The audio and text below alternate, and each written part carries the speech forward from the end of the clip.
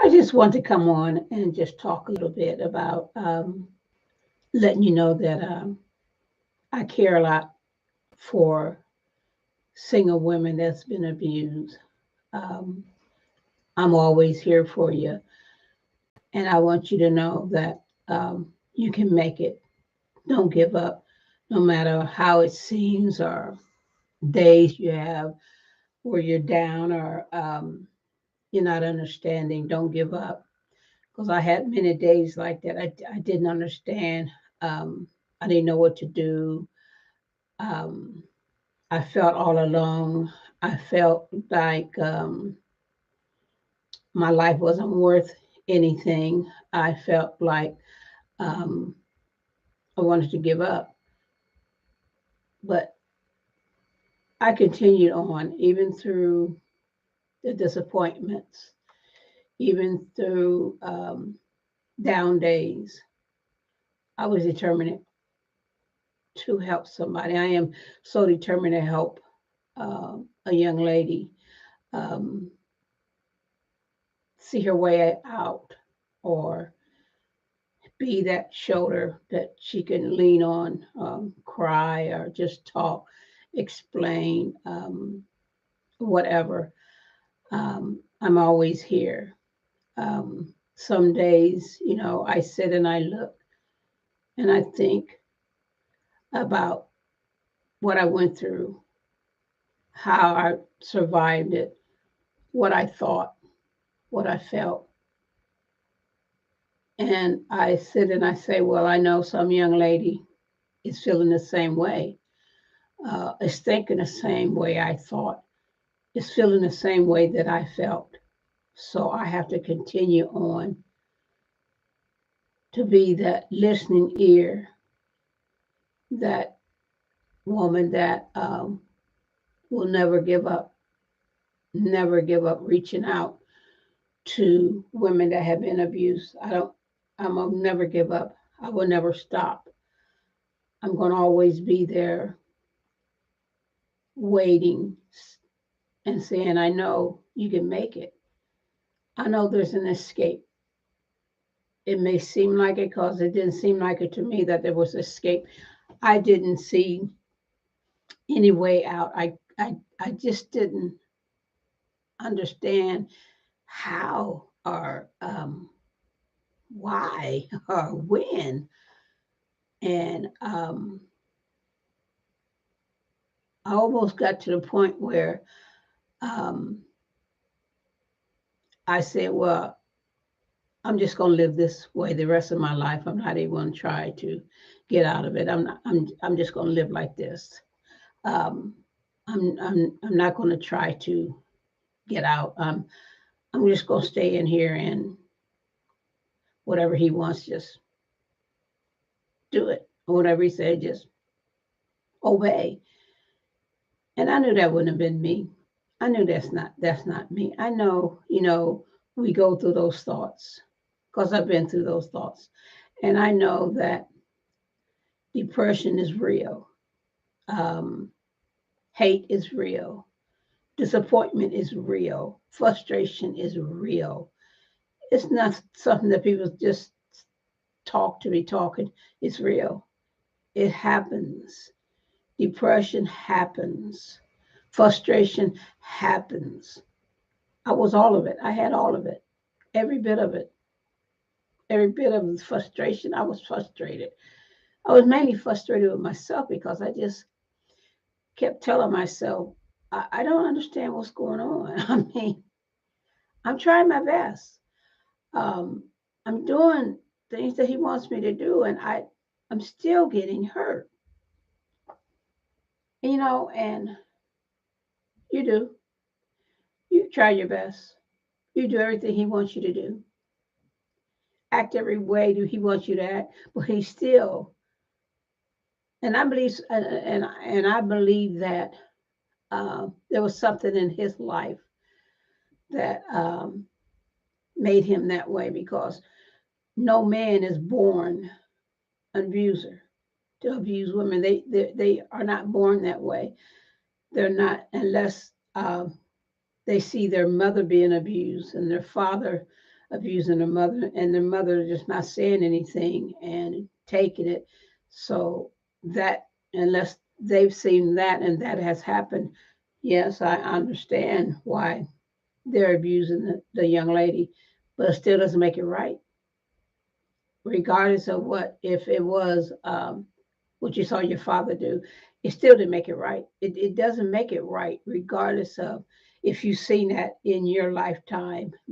If a man seen that in his lifetime, his mother being abused or his sister being abused, and he didn't do anything about it, and that could be something that's set up in his heart that, well, my mom took it, and so this woman should take it. My mom took it. What makes you any different than my mom? So I can understand that part. But if he's never been or seen his mother or his sister or anybody being abused, and then you ask the question, then why are you doing this? And I can't say, I understand why a man abuses a woman. I can't say it. I know that. I'm not a psychiatrist, so I have no idea why. I'm just saying, that maybe they saw this in a lifetime or when they was growing up. I don't know. I don't know why my kid's father abused me. I couldn't tell you. I don't. I have no idea. I didn't sit down and have a conversation with him and say, "Hey, did you see in your lifetime your mother being abused, or did you see somebody being abused? Is that why you're abusing me?" I couldn't say that. I couldn't say that. I couldn't say, "Hey, why are you doing this? What's wrong with you?" I couldn't say that. And you can't say that. You can't ask somebody who's beating you, "Hey, why are you beating me?" I know sometimes I laugh. I have to laugh because sometimes when I think about what I went through, sometimes I get down. Yeah, I do. Um, Sometimes I sit and I think, and I say, I don't want another young lady to go through what I went through. I want to reach out to tell them, get out, make a way to get out. It doesn't get any better. I'm the type of woman that I care so much sometimes that um, when I know something is going on, and I know that if I try to intervene, it makes matters worse for the woman that's being abused, because if she's not ready to leave and you intervene, it just makes matters worse. But I don't think when I was being abused, I don't think if anybody was to come, I don't think that I could have talked about it. I don't think I would have listened to them say get out, because um, I felt deep down inside, I felt, I think I loved him in a sense. And I didn't want to leave, but then I wanted to leave. I know it sounds confusing. I know sometimes I say things you say, well, that doesn't make any sense. But if you, like I said, a person who didn't abuse, they understand what I'm saying. There was days where he couldn't do no evil. Mm-mm. I loved him, but yet was afraid of him. I loved him, but yet sometimes I hated him. I loved him, yet some days I despised him. I loved him, and yet some days I wanted to hurt him. I loved him, but yet some days I wanted to hit him. I loved him. Some days I just wanted to just beat him and stop beating him, but I didn't. That's what kind of power he had over me. That's what kind of um, that's what the type of person I was. You know, I had to be honest, I was weak because I was afraid to stand up. Because I was afraid that if I stood up for myself, um, he would probably hurt me so severe that I would wind up in the hospital. So I was, walked around on eggshells, walked around being quiet, walked around not wanting to say anything, but every day getting more and more sad, every day being more and more mad. So I understand. I don't question no one's, I don't question a woman who's being abused and say, you know what? I know you can get out of that because I did. So why are you taking so long? I don't do that. Because it took me a while to leave. I didn't just jump up one morning and say, okay, we're out of here. I'm gone. Because I had that fear. And that's the biggest thing that holds and keep a woman who's being abused in the situation, fear. Very fearful.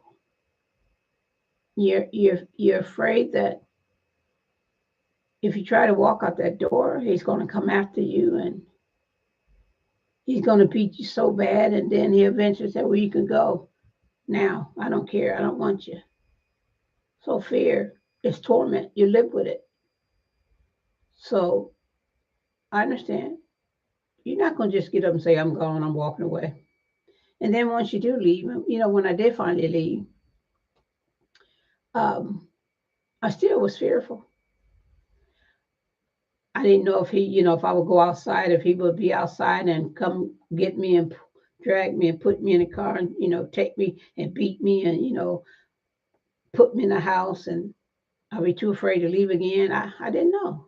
I lived in fear, even though I was away from him, even though I left him, I still lived in fear daily. Even though when I gave my life to the Lord, I still lived in fear because I didn't know if I would go outside, would he be there? If I go to work, would he be waiting for me to get off work? If I just go walking, didn't know if he was hiding behind a tree. I mean, that fear was there. Fear is real. It's torment. And I had a fear of him until when situation when he finally left, but still I had a fear of men. Even though I wasn't in a relationship, I still had a fear of men. They want to be around them. I was uncomfortable when I was around them. So I kept back away from men. Was uncomfortable. Didn't want no one to hug me. You know, mainly a man. You couldn't come near me. I would always put my hand out. Like, oh nope, nope, because I didn't trust men. I didn't trust them at all. I thought all men were the same, and no, they're not. All men are not the same. You can't put one, they always say one bad apple, if you put that bad apple in a bunch of other apples, eventually all the apples are going to get bad. But I couldn't categorize um, all men like my the man that I went with. I couldn't say, well, this man is just like him. I couldn't say that.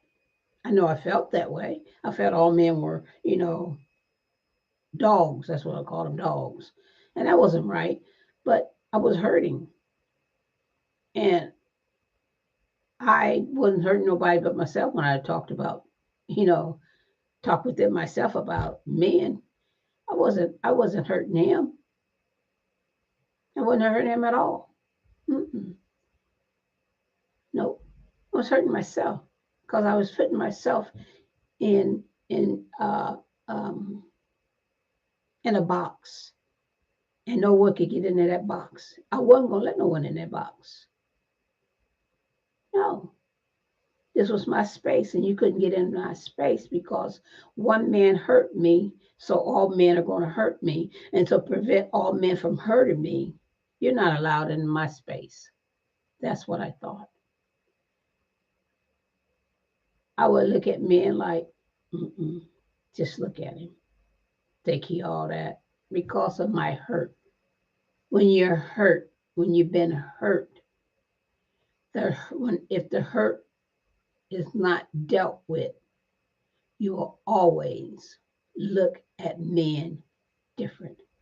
So that's why, I'm doing this podcast because I want to let young ladies know I know the feeling of bitterness, anger, frustration, hatred. I know.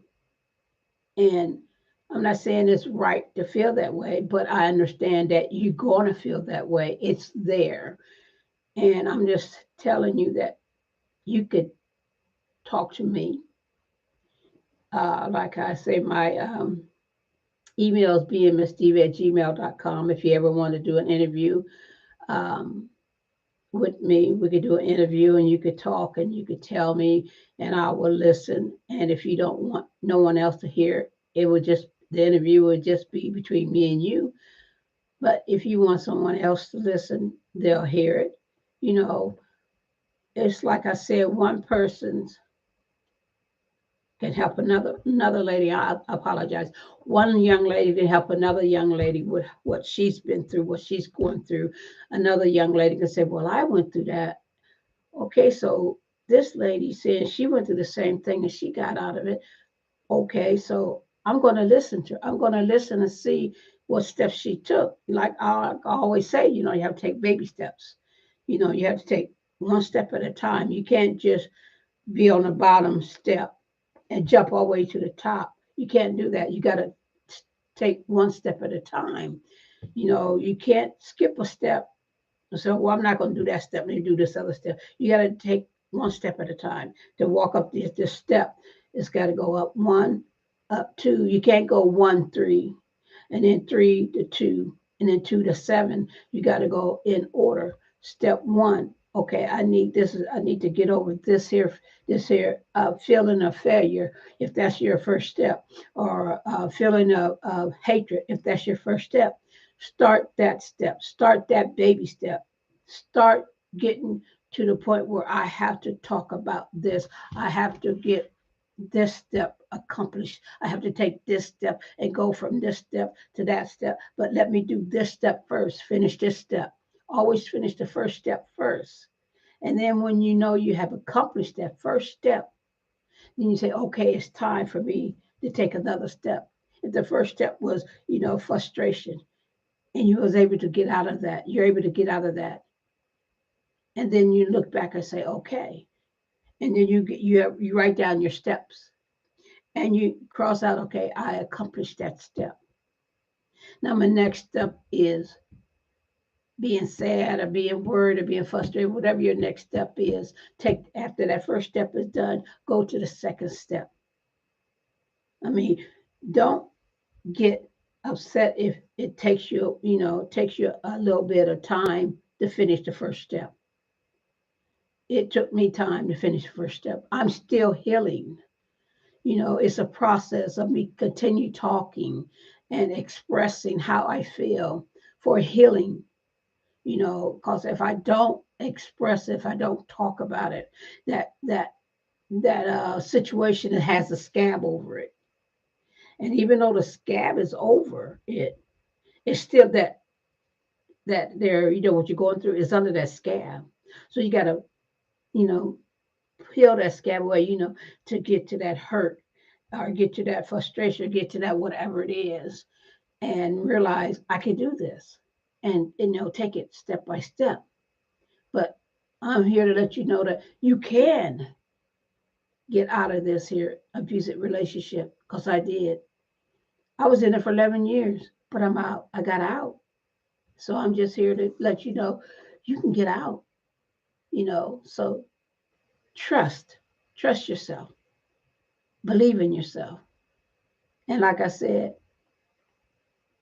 God loves you and so do I. And be encouraged. It's just one step at a time, baby steps, but you will succeed in being a better person. You will succeed in being a survivor because I'm a survivor.